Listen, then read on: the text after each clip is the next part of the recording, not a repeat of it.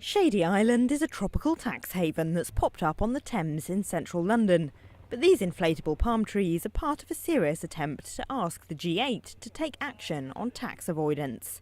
Aid agencies say developing nations are losing more money each year thanks to companies hiding their profits offshore than they receive in aid. We don't even know the scale of how much developing countries are losing because there are so many secretive deals and tax havens are secretive places. But actually we know that just because of companies dodging their taxes, developing countries lose $160 billion every single year. That's a huge amount of money. Imagine how many teachers that could train, imagine how many people who are hungry that could help.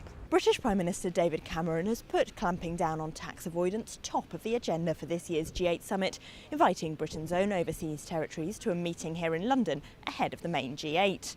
He wants to persuade them to sign an existing OECD agreement on sharing tax information, but aid agencies stress that if they're not willing, he does have the power to force them to comply.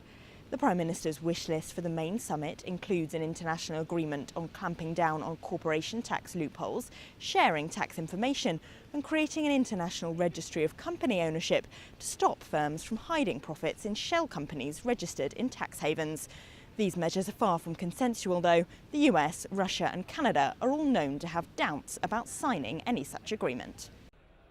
High-profile revelations of the low tax paid by international corporations like Starbucks and Google has fired up the indignation of the British public, like these protesters in London's Canary Wharf.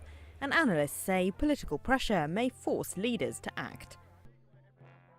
I think as more and more countries face the fiscal austerity and face the fact that there are companies based on the internet or using global supply chains operating in their jurisdictions that aren't paying very much tax, it becomes a wider problem. Of course, tax isn't the only thorny issue on the table.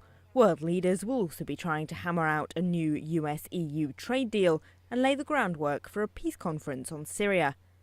But host David Cameron will be hoping for a headline diplomatic breakthrough, and it looks like his best chance is an agreement to shine a light on shady tax havens.